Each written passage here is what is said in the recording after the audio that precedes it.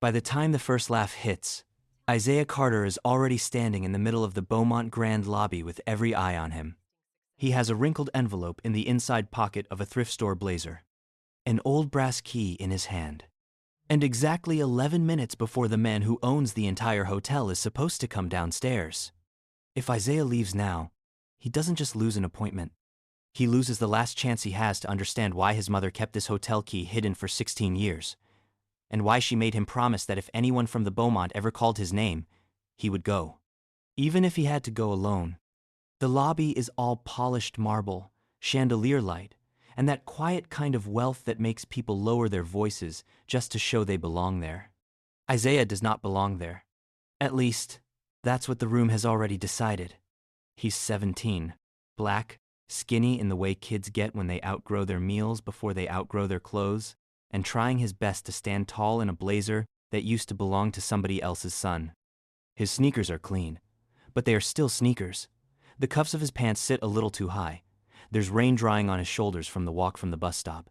And in a lobby full of black tuxedos, silk dresses, and people sipping champagne before a charity gala, he might as well be carrying a sign that says wrong place. A woman in diamonds looks him over once and smirks into her glass. Then she says it just loud enough for the people around her to hear. "Sweetheart, the service entrance is around back." A few people laugh. Not hard. Not wildly. Just enough. Just that polite, cruel little laugh people use when they want to humiliate you without getting messy about it. Isaiah turns to her. He keeps his voice level. "I'm not looking for the service entrance." The woman tilts her head, amused now. "Then you're definitely lost." More laughter. And if you've ever been judged before you even open your mouth, you know this part. You know how fast a room can make up a story about you, and how hard it becomes to interrupt it once it starts. Isaiah feels the heat climb into his neck. He tightens his fingers around the brass key. Doesn't answer. Because he did not come here to argue with rich strangers. He came here because 3 days ago, a letter arrived at his grandmother's old apartment with the Beaumont Grand stamped across the top in dark blue ink. Inside was one sentence. Mr. Henry Beaumont requests the presence of Isaiah Carter at the Beaumont Grand Hotel. Friday, 6 p.m. Please bring the key. No explanation. No signature except a hard, elegant H at the bottom. No phone number that worked when he called. And under the letter, folded into the envelope like it had been waiting years to breathe again, was a note in his mother's handwriting. "If this day ever comes, go. Don't let anyone at that desk tell you who you are." He's been hearing that line in his head all evening. Especially now. Because the woman in diamonds isn't alone. Her husband has turned all the way around to look at him. 2 older men by the bar are watching over the tops of their glasses. A younger guy in a tux is already halfway to pulling out his phone because public embarrassment has become everybody's favorite free entertainment. At the front desk, a receptionist with perfect hair and a name tag that says Talia finally gives him the kind of smile people use when they want you gone more than they want to help you. "Can I help you?" Isaiah walks over. "Yes, ma'am. I'm here to meet Mr. Beaumont." That gets a pause. Then a blink. Then, from somewhere behind him, another soft laugh. Talia glances at the clock behind her. Then back at him. "Mr. Beaumont?" "Yes, ma'am." She does not ask his name. She does not ask if he has an appointment. She looks at the blazer, the shoes, the old key in his hand, and files him instantly into the category she already had ready. "No, you're not." There's no anger in the way she says it. That's what makes it sting. It's casual, dismissive, like she's correcting a child who wandered into the wrong classroom. Isaiah swallows. "I have a letter." "From Mr. Beaumont?" "Yes." "Can I see it?" "Ruve. Ruve." He hesitates, just for a second. The envelope is soft at the edges from how many times he's unfolded it on the bus, in his room, in the kitchen where his grandmother used to sort mail by the window. He doesn't know why the hesitation comes. Maybe because the last thing his mother ever left him feels too important to hand over to someone who already decided it's fake. But then, he reaches into his pocket and gives it to her. Talia glances at it for maybe 1 second. Not even enough time to actually read it. She looks back up. I'm sorry, Mr. Beaumont is not available. You didn't read it. I read enough. It says 6 o'clock. It says a lot of things, I'm sure. There it is, that little shift. That tiny smile that says, now we both know this isn't about the paper anymore. It's about whether he's allowed to insist on being treated like he matters. Behind him, the woman in diamonds has drifted closer, because some people are drawn to humiliation the way other people are drawn to music. She leans in toward the man beside her and says, not quietly enough. This is what happens when you put the event time online. Her husband chuckles. Talia slides the envelope back toward Isaiah with 2 fingers. You'll have to leave the lobby. That word lands harder than it should. Leave. Not wait. Not sit. Not hold on 1 more minute while she checks. Just leave. Isaiah takes the envelope back slowly. He can feel people watching to see what kind of scene he's going to make. And what makes it worse is that he doesn't. He doesn't raise his voice. He doesn't slam a hand on the desk. He doesn't give them the angry version of him they're already prepared to use against him. He just says, could you call upstairs? Talia's smile tightens. No, you haven't checked, sir. Please. And there's something about that word, maybe the restraint in it, maybe the fact that he says it like he still believes decency might work, that makes the room go even quieter. For 1 second, you think maybe she'll do it. Maybe somebody in that lobby will remember how to act like a human being. But then a new voice cuts in. Is there a problem here? The voice belongs to Claire Donnelly, the evening operations manager, late 30s, sleek black suit, gold pin on the lapel, the kind of woman who has learned how to spot risk before it starts costing money. Tonight, the Beaumont is hosting its annual Founders Gala. Investors are upstairs. A string quartet is warming up in the ballroom. There are reporters expected by 7. The last thing Claire wants, standing dead center in her perfectly polished lobby, is a poor black teenager insisting he belongs in a room full of people who have spent their whole lives practicing exclusion. Talia shifts with obvious relief. This young man says he's here to see Mr. Beaumont. Claire looks Isaiah up and down in one sweep. And does he have a reservation? No, ma'am, Isaiah says. A scheduled meeting? Here. Yes, ma'am. With Henry Beaumont. Yes. Claire folds her hands.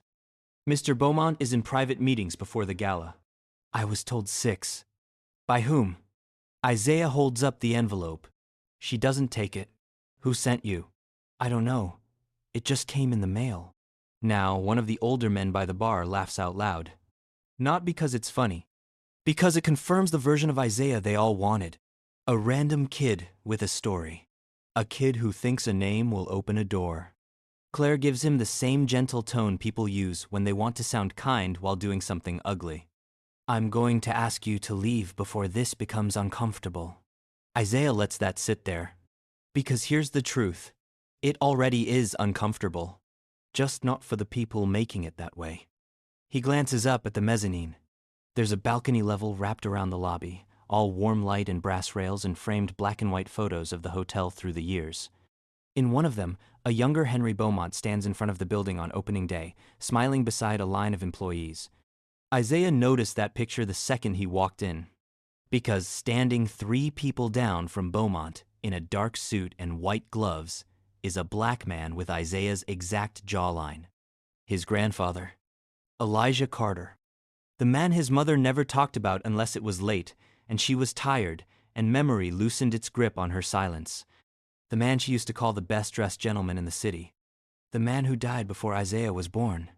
The man who, according to one story his grandmother told and then refused to explain, helped build that hotel before they let him stand at the front of it. Isaiah didn't come here for money. He didn't come here to hustle anyone.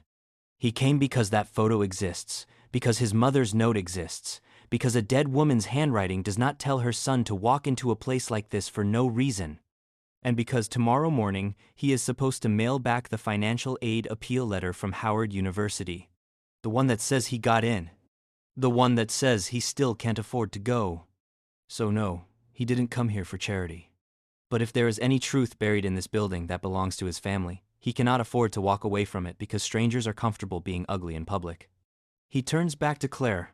I'm not leaving until 6 o'clock passes. Claire glances at the clock. 6 minutes. To a lot of people, 6 minutes is nothing. To Isaiah, standing there with his mother's note in his pocket and the whole lobby trying to shrink him, it feels like 6 miles uphill. The woman in diamonds lets out a little sigh. Oh, come on. You can't let him just stand here. Guests are arriving. Guests. That word does something to Isaiah. Not because he expected them to call him one, but because he knows, suddenly, that none of this is about rules. If he looked like the sun standing beside these men in tuxedos, nobody would be telling him the clock mattered more than a phone call. Claire turned slightly. Mr. and Mrs. Sterling, I'm sorry for the disruption. So that's their name. Sterling. The woman smiles like she's being gracious, while someone else bleeds. We just don't want an incident. An incident. Isaiah almost laughs at that, because all he's done is stand there and ask them to read a letter. But that's the trick, isn't it? When some people feel entitled to comfort, your existence becomes the disturbance. Claire gives him one last chance to make this easy. Sir, if you don't leave willingly, I will have security escort you out. The younger guy with the phone finally lifts it. Not high, just enough. Enough to tell you exactly what kind of clip he wants this to become. Isaiah sees it. He looks right at him and says, if you're gonna record me, at least get my good side. It lands with a strange ripple through the room. A couple people snort before they can stop themselves. Even the guy with the phone looks thrown off. And that's the thing about quiet confidence. Used right, it can make cruel people feel awkward inside their own performance. But it only buys Isaiah a second. Because Claire has already nodded toward the far side of the lobby, where a broad-shouldered security guard starts walking over. His name tag says, Luis. He is not smiling, but he's not mean either, which sometimes makes it worse, because mean people can be dismissed. Polite people can humiliate you while sounding reasonable the entire time. Luis stops a few feet away. Sir, Isaiah turns to him. I'm not causing trouble. I understand. I have a meeting. Then this is easy. We can verify that from outside the lobby. There it is again. That soft, practiced language. The kind that hides the blade. Outside the lobby. Not here. Not where they can see him. Not where he can be mistaken for someone who belongs. Isaiah looks past Luis, past Claire, past the Sterlings, up toward the second-floor rail. And what none of them know yet is that at that exact moment, upstairs in a private conference room, Henry Beaumont has already checked the time twice and asked one question nobody in that room can answer. Has the Carter boy arrived? But downstairs, Isaiah doesn't know that. All he knows is the room is closing in. All he knows is his mother's words are getting louder in his head. Don't let anyone at that desk tell you who you are. So he stays where he is and says the one thing that makes the room go still again. My grandfather is in that picture. Claire blinks. What? Isaiah points to the framed opening day photo above the mezzanine. The black man next to Beaumont. That's Elijah Carter. The Sterlings turn to look. Talia looks. Luis looks. For a brief second, something flickers across Claire's face. Recognition? Doubt? Annoyance that this is getting complicated? It's gone too fast to name. Then Mrs. Sterling says what the room was already hungry to hear. Oh, now it's family history. A few people laugh again. And just like that, the opening closes. Isaiah lowers his hand, because now he feels it. Not just the embarrassment. Not just the anger. That deeper thing. That old thing. The thing every kid from his neighborhood learns early. How quickly the truth can sound like begging once the wrong people hear it first. Luis shifts. Sir, let's step outside. Isaiah doesn't move. You can feel the moment stretching now. This is where most people watching would expect the explosion. The yelling. The shove. The breakdown. But Isaiah surprises them again. He takes one breath, then another, and he says calmly, I'll step outside at 6:1. Claire's jaw tightens. Mrs. Sterling laughs into her champagne. This is unbelievable. No.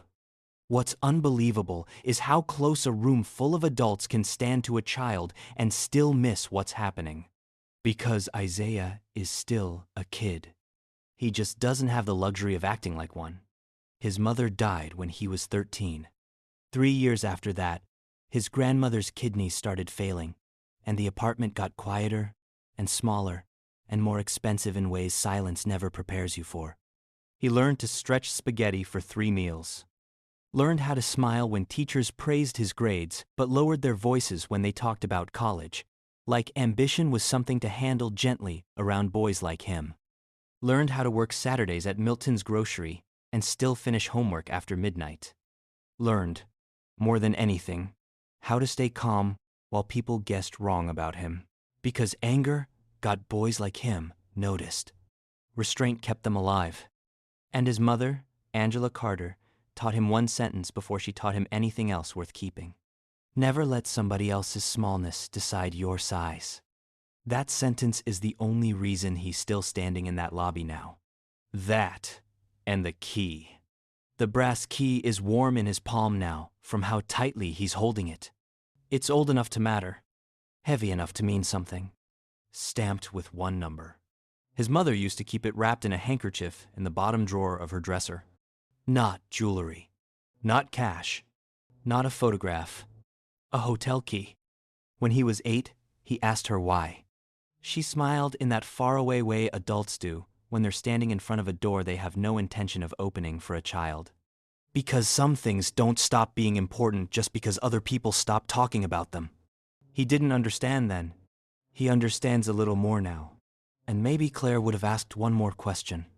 Maybe Louise would have waited another minute. Maybe the whole ugly scene would have stalled just long enough to save itself. But then Mrs. Sterling notices the key. Her eyes drop to his hand. "Oh my God," she says. "Is that from one of the rooms?" The room shifts instantly. Because suspicion is easier for rich people than empathy. She takes a half step back, one hand to her chest. "Claire, where did that come from?" Isaiah looks at her. "It's mine." Mrs. Sterling laughs, sharp and disbelieving. "Your room key?" "No, my key." "To what?" He doesn't answer. He doesn't owe her the answer. But silence, in a room already committed to misunderstanding you, is treated like confession. Claire's tone hardens for the first time. "Sir, I'm going to need you to hand that over." Isaiah actually stares at her. "No." Luis exhales through his nose. "Sir."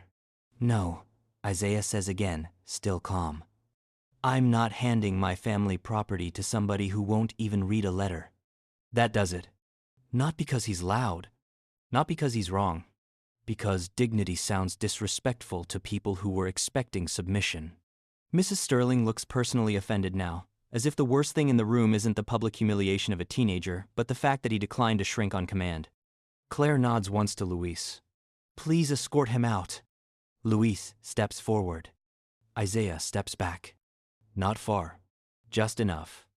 Enough that the movement turns the entire lobby into one held breath. And right then, before Luis can reach him, another voice comes from the far side of the room. "Wait." Everybody turns. It's an older woman in a dark housekeeping uniform, pushing a linen cart toward the service corridor. Gray hair pinned tight. Hands worn thin by years of work. Her name tag says Rosa, and Rosa is staring at the key in Isaiah's hand like she's seen a ghost. She leaves the cart where it is and walks closer. Slowly, carefully. "Let me see that." Isaiah looks at her. For the first time since he walked in, he sees something in an adult's face that isn't suspicion. It's recognition. Real recognition. He opens his palm. Rosa's breath catches. "Lord." Claire's voice turns sharp. "Rosa, go finish upstairs."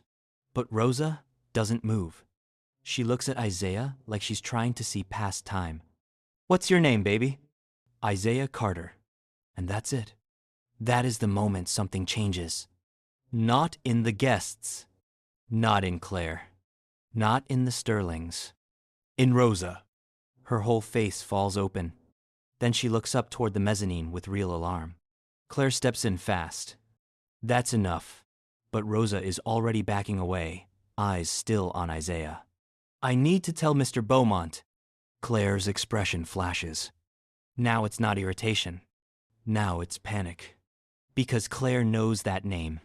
Maybe not the whole story. Maybe not the details. But enough.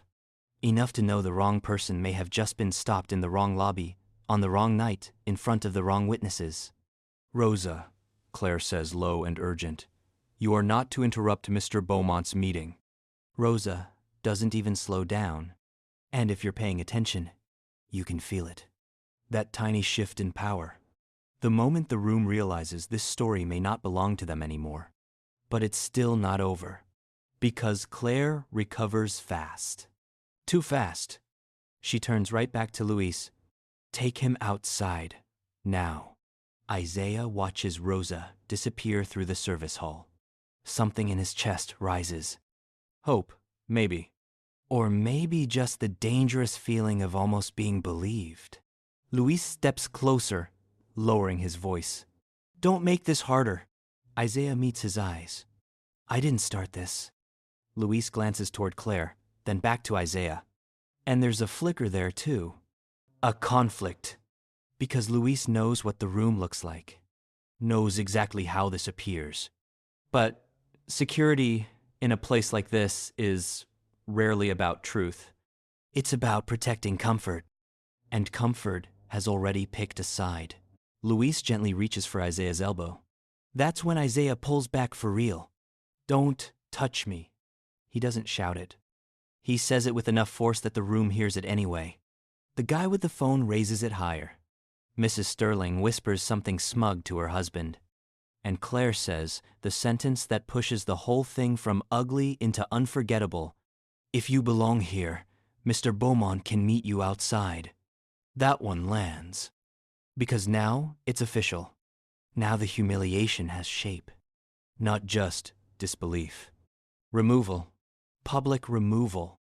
A child being told he can only be recognized once he has already been put in his place. Isaiah's throat tightens. Not from fear.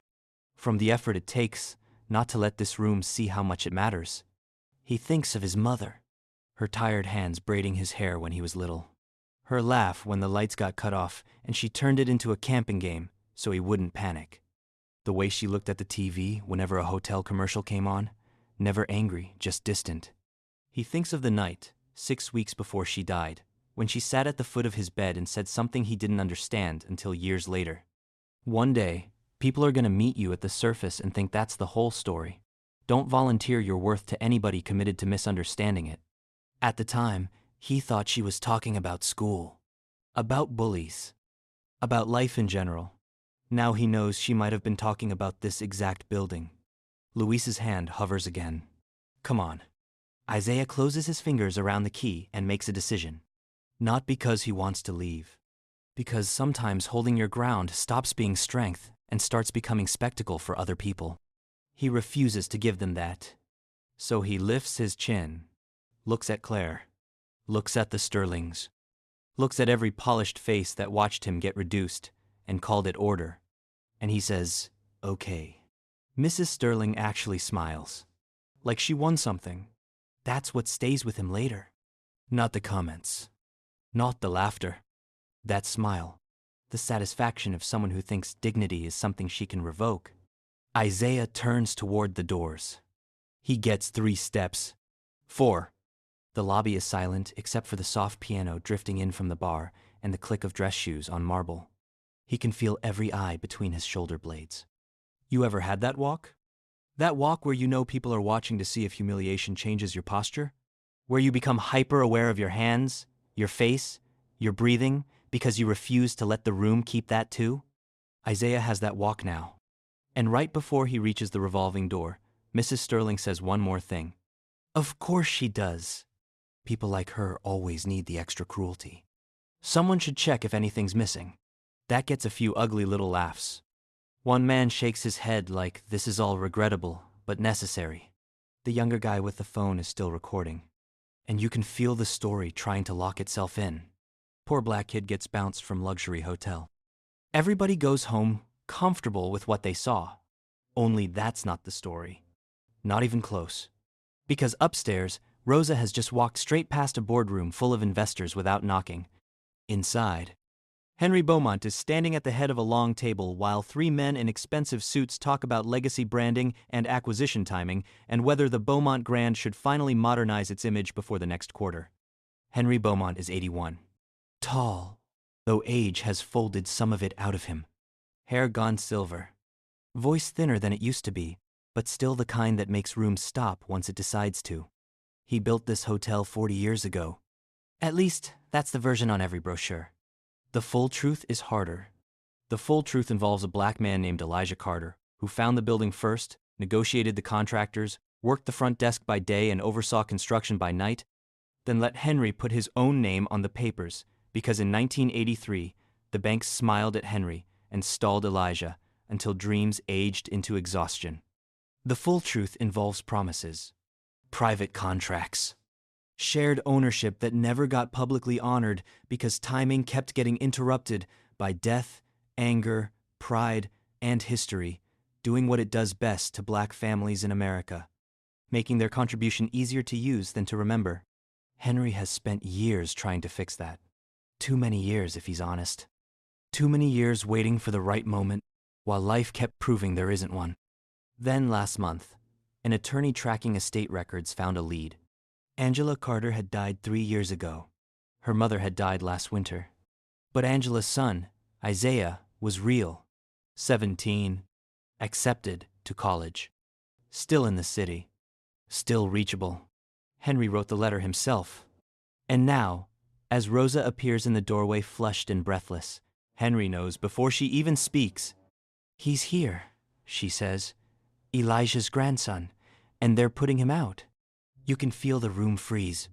One investor starts to object. Henry doesn't even look at him. Who is? Rosa glances back toward the hall. Claire. Security. Some guests in the lobby. They think he's... She doesn't finish. She doesn't have to. Henry closes his eyes for 1 second. Just one. But when he opens them, there's something old and sharp in them again. The kind of anger that only comes when shame finally catches up to delay. He sets his speech cards down on the table. What exactly did they do? Oliver. Rosa's voice lowers. They laughed at him. That's all Henry needs. He picks up his cane. Not because he's fragile. Because age makes certain truths expensive in the knees.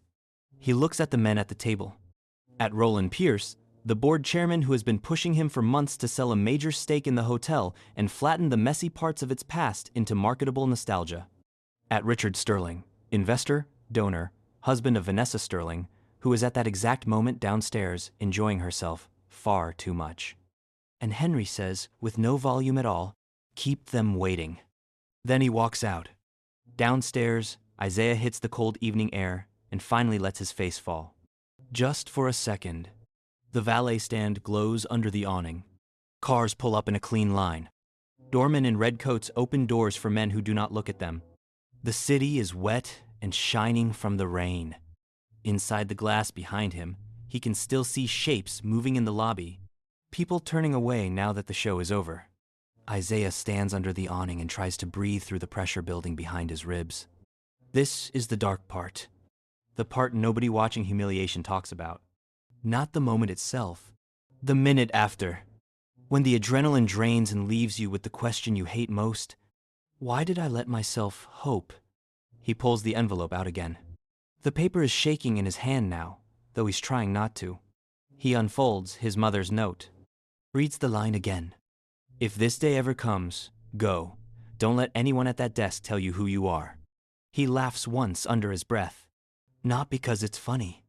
Because sometimes pain becomes laughable if the alternative is letting it break your face in public. You should have left better instructions, Ma, he murmurs. A car door slams nearby. Valets move. The city keeps going, like none of this matters. And for a second, Isaiah thinks maybe he should just leave. Maybe this is what the whole thing was always going to be. A letter too late. A truth buried so deep, it can't survive contact with people who benefit from keeping it buried. Maybe the key is just a key. Maybe the note was about hope, not results. Maybe he should go catch the number 22 bus, get home, sit at the kitchen table, and finish his financial aid appeal like his future was never waiting behind those lobby doors in the first place. He folds the paper, starts to put it away. Then he hears footsteps behind him. Fast ones. He turns. It's Rosa. She came through the side entrance and is hurrying toward him under the awning, one hand on her apron, still breathing hard. Baby, don't go. Isaiah stares at her. I wasn't sure anybody in there even knew who I was. Rosa comes to a stop in front of him. Her eyes are wet. I knew that key. Your granddaddy wore it on a chain the year the East Wing opened. Room 1408 was the builder's suite. Henry kept it locked after Elijah died. Said nobody else would sleep in it till the family came back. Isaiah's expression shifts. Not fully. Not hope yet. Hope is too dangerous after what just happened. But something moves. My mother never told me that. Rosa nods slowly. She was hurt, and she had a right to be. Then she glances over her shoulder toward the lobby doors. He's coming. Who? In meeting. Information. Rosa gives him a look like the answer should be obvious. Mr. Beaumont.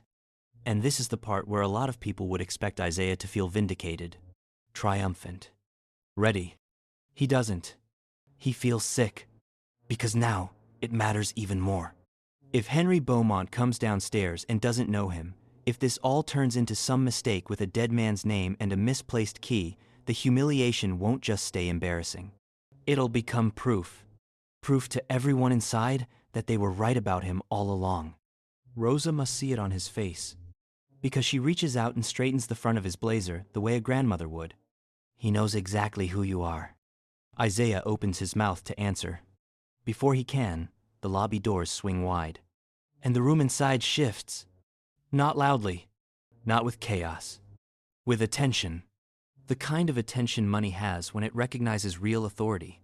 Guests near the entrance turn first. Then the doormen. Then the people farther inside. A path opens toward the grand staircase at the center of the lobby. And Henry Beaumont appears at the top of it. The whole place changes the second he does. That's how power works, when it's real. It doesn't have to announce itself.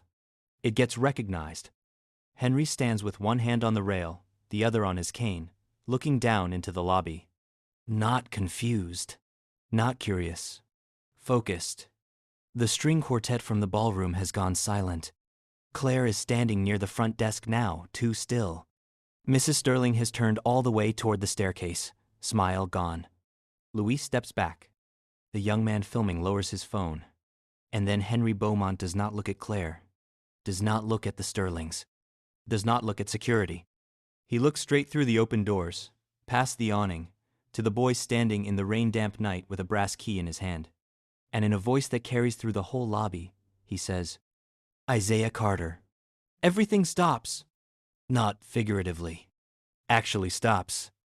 The kind of stillness that only comes when a room realizes it got the story horribly wrong. Henry takes the stairs carefully, but faster than anyone his age has a right to. Nobody moves to stop him. Nobody offers help, because he doesn't look like a man who wants any. He reaches the lobby floor and keeps walking. Straight past Claire. Straight past the Sterlings. Straight past every expensive face that watched Isaiah get pushed out as if they are now part of the furniture. When he gets to the entrance, Rosa steps aside. Isaiah stands there frozen. Henry stops in front of him. For 1 second, the old man just looks at him. Really looks. At the face. At the jawline. At the eyes. At Elijah and Angela, and all the lost years between them. Then Henry says the sentence that cracks the whole night open. I'm so sorry we kept you waiting. Not young man. Not son. Not, can I help you? Isaiah Carter. I am sorry. We kept you waiting. And if you've ever needed one public apology to undo a room full of disrespect, you know how loud those words can feel. Isaiah swallows hard. You know who I am? Henry's face folds with something deeper than regret. I've been trying to find you for longer than I should have. Then his eyes drop to the key in Isaiah's hand, and something like grief passes through him. You brought it. Isaiah opens his hand. This was my mom's. Henry nods once. It was your grandfather's first. Behind them, the lobby hasn't recovered. Nobody is breathing normally. Nobody knows where to look. Mrs. Sterling is pale now. Claire's face has gone careful in that corporate way people use when they know disaster is not over, only changing shape. Henry turns, slowly, looks across the lobby, takes in the front desk. The cluster of guests. Security. The phone still half raised in the younger man's hand. And then he asks the question with terrifying calm. Who asked him to leave? No one answers. That silence says plenty. Henry's gaze lands on Claire. She straightens immediately. Mr. Beaumont, I can explain. I asked, Henry says. Who asked him to leave? Claire's mouth opens, closes. Then I did. Henry studies her for a long second. After he gave his name? Claire tries to recover. There was confusion, and several guests were concerned. Concerned about what? Now Richard Sterling is moving forward, sensing danger, maybe thinking money still buys narrative. Henry, I'm sure this is just an unfortunate misunderstanding. Henry cuts him off without even looking at him. Not now, Richard. That lands too. Because when men like Richard Sterling get ignored publicly, you can practically hear their ego bruise. Henry looks at Claire again. Did he present the letter? Yes, sir, but did anyone call upstairs? Claire says nothing. Henry turns to Talia. No, sir, she says, almost whispering. Mrs. Sterling steps in before her husband can stop her. Well, how were they supposed to know? He walked in, dressed like... She stops. Too late. Everybody heard the sentence before she finished it. Henry finally turns to her. And the coldness in his face is different from anger. It's disappointment sharpened by certainty. Go on, he says. Dressed like what? Vanessa Sterling flushes. No one meant anything by it. Isaiah watches her say that and almost feels sorry for her. Almost. Because you can tell she has gone her whole life believing intent matters more than impact, and power matters more than shame. Henry looks back toward the opening day photograph on the mezzanine wall. Then at the lobby around him. Then at Isaiah. And when he speaks again, he makes sure the whole room hears. 40 years ago, this hotel opened because a man named Elijah Carter refused to let me quit on it. Now heads turn. People follow his line of sight to the photo upstairs. Reporters aren't even here yet, and still you can feel the room becoming a witness. Henry continues. When the bank stalled my loan, Elijah put up collateral through channels that would speak to me before they would speak to him. When contractors failed, Elijah stayed all night and fixed what they broke. When our first chef walked out the week before opening, Elijah found another one. When the boiler failed in winter, Elijah slept in this building until it worked again. He points his cane toward the photo. That man did not stand beside me because he was staff. He stood beside me because without him, there is no Beaumont Grand. Nobody moves. Nobody dares. Henry looks at Isaiah again. This young man is his grandson. Then back to the room. He is not an interruption. He is family to this building. There's your reversal. But Henry isn't done. Not even close. Because the truth has waited years for a mouth with enough authority to finally say it out loud. He gestures toward the lobby seating. Everyone who laughed should stay exactly where they are. A nervous ripple moves through the room. No one leaves. No one wants to be seen leaving. That's how public conscience works when reputation is involved. Henry turns to Isaiah. Walk with me. And together, they step back into the lobby. Not Isaiah behind him, beside him. That detail matters. More than anyone there understands. Because 5 minutes ago, this same room watched security angle his body toward the door. Now, the owner of the hotel is bringing him through the center of the lobby like the building has been waiting for him to come home. Isaiah can feel the eyes again. But now, they feel different. Not smaller. Not kinder, exactly. just less certain. And you can feel what that does to him. His shoulders settle. His breathing changes.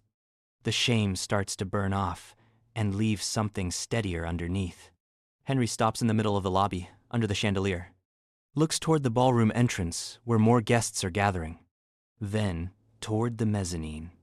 Then at Rosa. Would you bring down the Carter ledger from my office? Rosa nods and disappears before anyone can question it. Richard Sterling steps forward again, voice measured. Henry, if this is about the old partnership story, this isn't the place. Henry gives him a stare that could split stone. The only reason this became the place is because your wife decided it was. Vanessa looks like she wants the floor to open. Richard's jaw tightens. You're embarrassing guests. Henry's answer comes clean and immediate. No, guests embarrass themselves. Isaiah feels that line all the way down. Henry turns to him slightly, lowering his voice just enough to make it personal in the middle of the public moment. Did anyone touch you? Isaiah glances at Luis. The guard straightens, bracing. Isaiah could do a lot right there. Could point. Could make the whole room watch somebody else squirm the way he just did. Instead, he says, he tried to move me. He didn't put hands on me after I told him not to. Luis exhales. That tells you everything you need to know about Isaiah before the rest of the story does. The kid has power now, and he still uses it carefully. Henry nods once to Luis, then turns to Claire. You will wait in my office after the gala. Claire goes pale. Yes, sir. No shouting. No theatrical firing in the lobby. That would almost be too easy. This is worse. This is consequence with witnesses. Rosa returns carrying a worn black ledger and a long flat document box. She hands both to Henry. He takes the ledger, opens it with the care of someone holding memory instead of paper, and flips through pages gone soft with age. Then he turns the book so the nearest guests can see. Columns of handwriting, receipts, notes, construction logs, and at the top of multiple pages, 2 names written again and again. Henry Beaumont. Elijah Carter. Every early supply payment for this hotel, Henry says, was tracked here. We kept 2 sets of records, one for the bank, one for the truth. He turns a few more pages.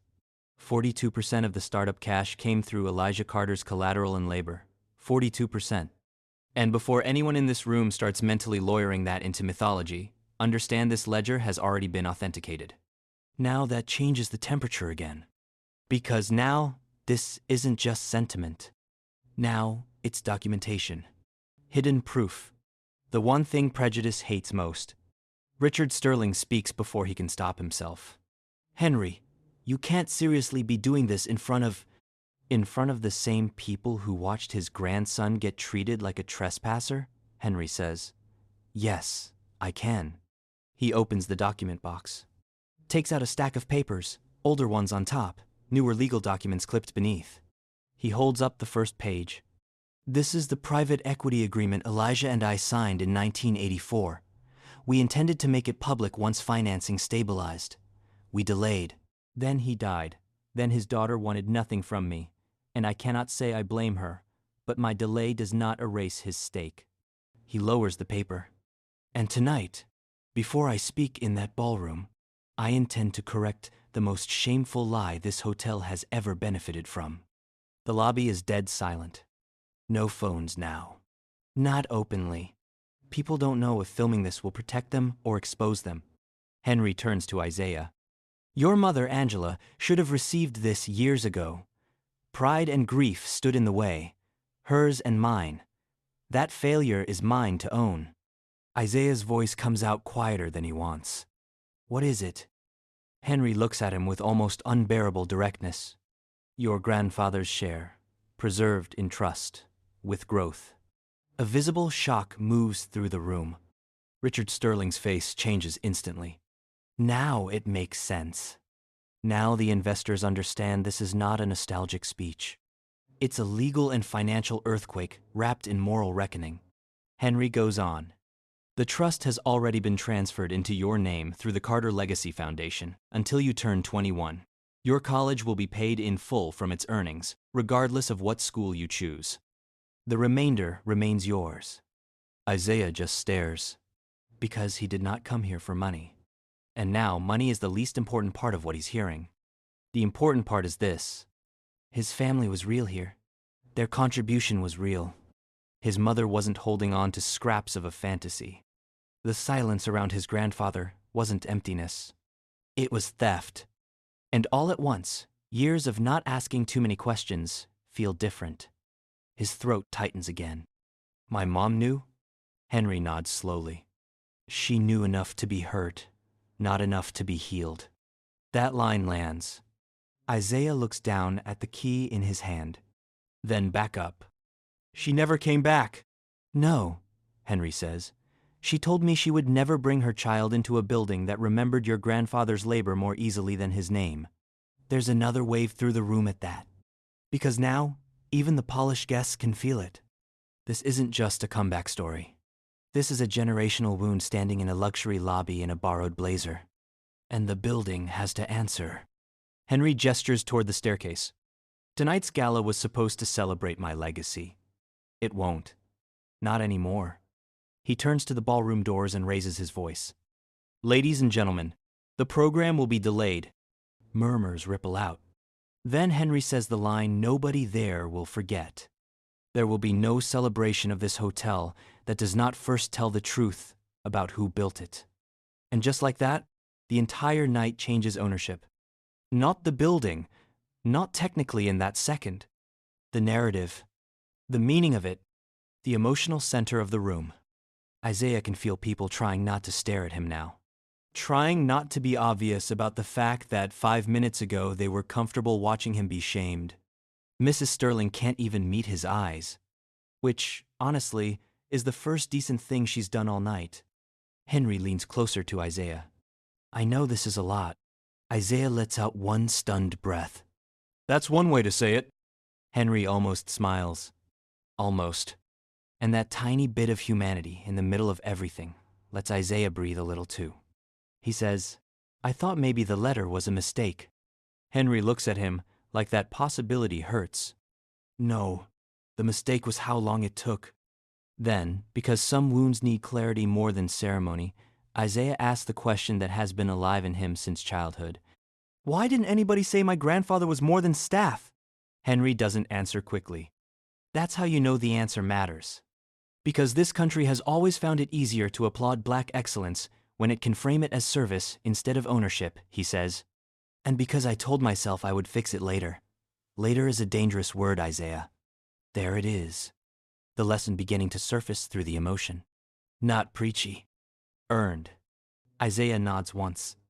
He can't trust his own voice yet, but the room hasn't stopped moving underneath the surface. Richard Sterling isn't the type of man to lose gracefully, especially when the losing involves money he thought was within reach. He takes a step forward, forcing calm into his tone. Henry, with respect, any transfer this significant should have been handled privately before involving guests and staff in a what? Henry asks. Richard's jaw shifts. In a scene. Henry looks around the lobby. At the chandeliers. The marble. The front desk. The faces.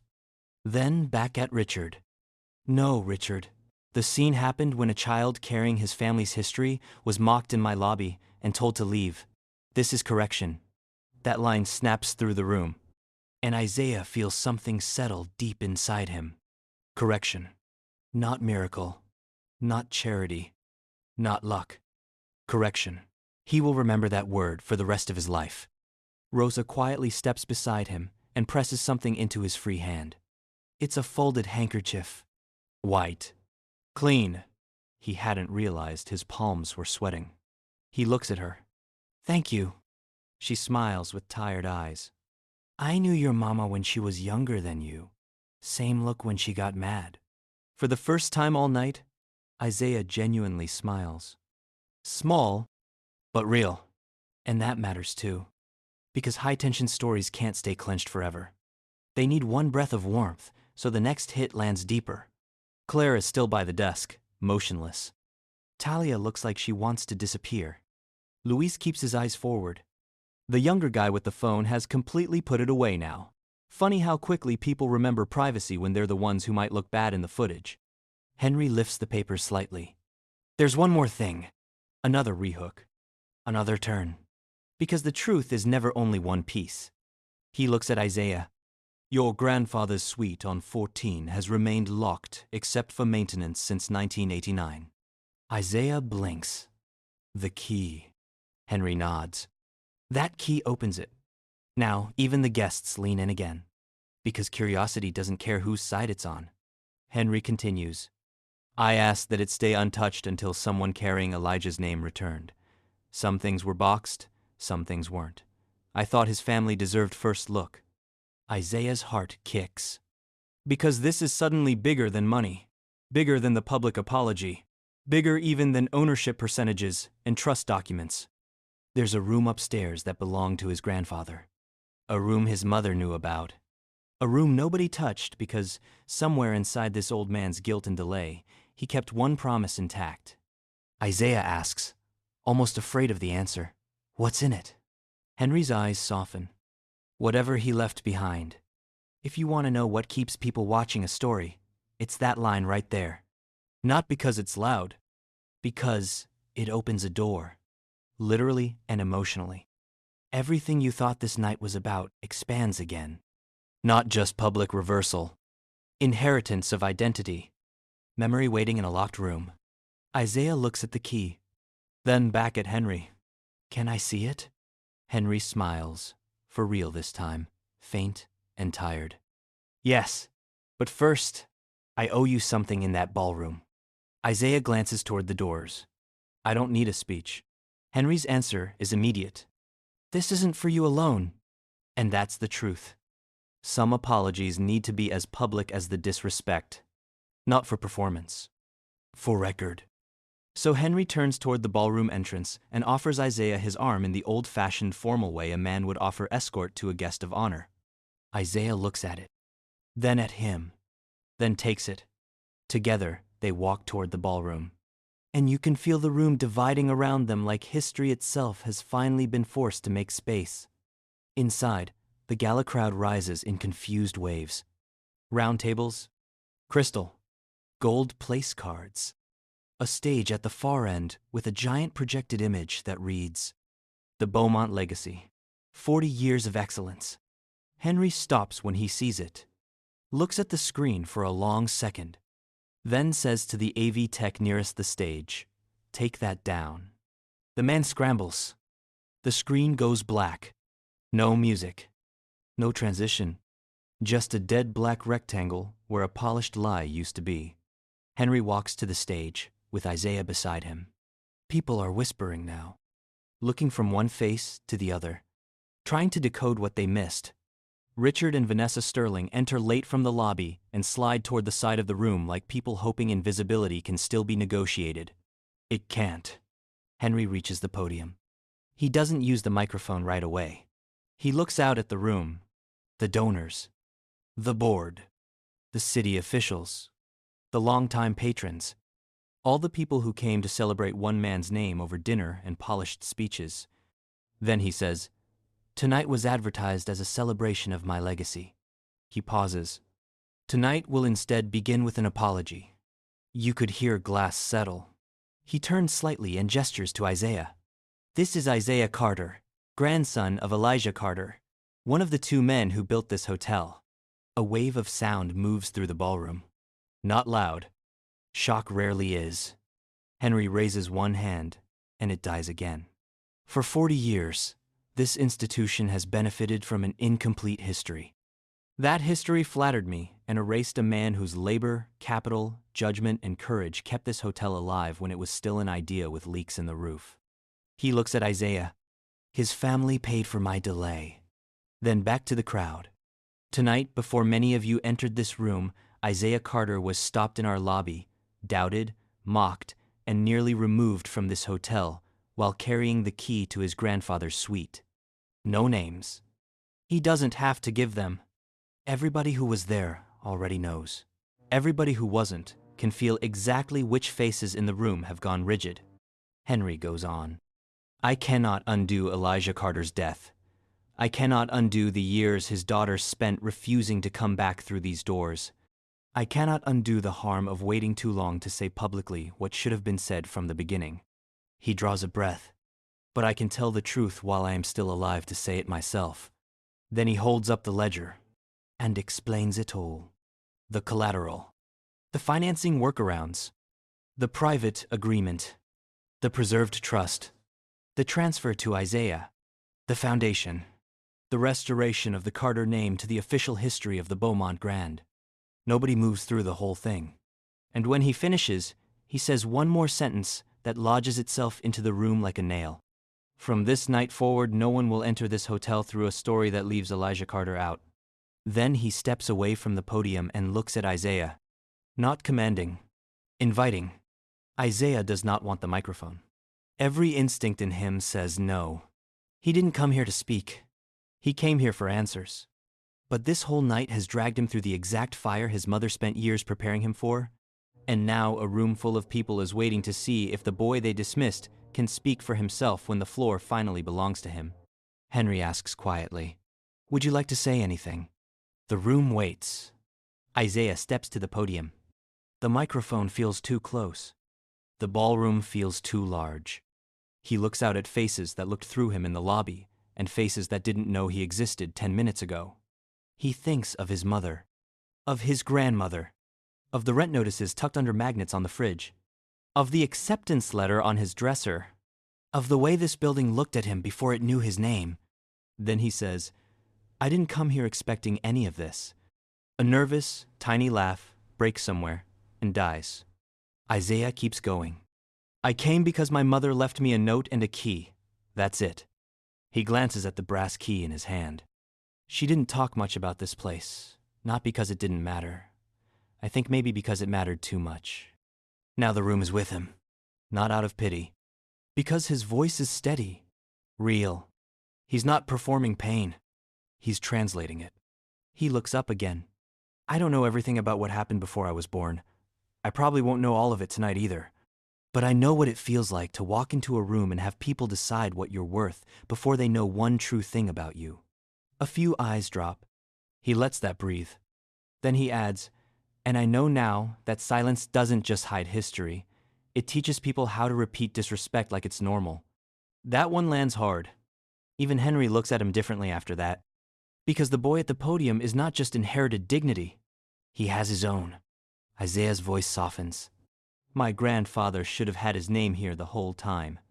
My mother should have never had to wonder whether coming back meant swallowing a lie. And no kid should have to stand in a lobby and get treated like a problem before somebody checks if maybe he belongs to the story more than they do." There's your quotable line. There's your payoff line. He doesn't push it, doesn't grandstand. He looks toward the back of the room where the lobby doors are visible through the open ballroom entrance. Then back to the crowd. "I'm not here because anybody was generous to me tonight. I'm here because the truth finally got tired of waiting." Silence. Then one person starts clapping. Rosa. From the side wall, hands trembling and fierce. Luis joins in next. Then a table near the back. Then another. Then the whole room rises into applause that sounds less like celebration and more like conscience trying to catch up with itself. Isaiah steps away from the mic, overwhelmed. He doesn't look triumphant. He looks like a kid trying very hard not to cry in front of 300 strangers. Henry puts a hand lightly between his shoulders and guides him off stage. Back in the lobby a few minutes later, the energy is completely different. People move carefully now. Conversations are hushed. Staff who avoided eye contact earlier now nod to Isaiah with a kind of respect that feels almost painful in its lateness. That's another truth no one says enough. Justice feels good. Late justice still hurts. Because part of you keeps thinking how easily it could have not happened at all. Mrs. Sterling approaches first. Of course not alone. People like her always want a witness for their apologies too. Richard is beside her, face tight with controlled damage management. Vanessa looks at Isaiah and summons the expression of a woman unused to being ashamed in public. "Isaiah," she says, voice soft, "I owe you an apology." He looks at her, doesn't rescue her from the discomfort. That's important. Too many good people get taught to make the guilty feel better just because they finally admitted it. She goes on. What I said in the lobby was inexcusable. Yes, it was. But notice how she still says what I said, not what I assumed. Still editing herself. Isaiah nods once. It was. That's all. No speech. No magnanimous release. Just truth. Vanessa actually looks startled by the lack of absolution. Good. Richard clears his throat. We hope there's a way to move forward respectfully. Isaiah holds his gaze. That would have been easier an hour ago. Richard has no response to that. Henry, standing nearby, says smoothly, I'm sure the Sterlings understand when a conversation is over. They leave. Not humiliated, exactly. Just smaller. And for people who move through life at full volume, that can feel worse. Claire waits by the front desk until Henry approaches. Isaiah hangs back with Rosa. He can't hear everything, but he catches enough. Pending review. Effective immediately. Not aligned with this institution. Claire's face drains. She nods once, professionally, because some people cling to composure like it can save the thing underneath. Then she leaves through the staff corridor without looking up. Talia lasts 10 more minutes before asking another manager if she can step off the desk. Luis comes over to Isaiah and clears his throat. Hey. Isaiah turns. Luis rubs the back of his neck, uncomfortable. I should have slowed it down. Isa.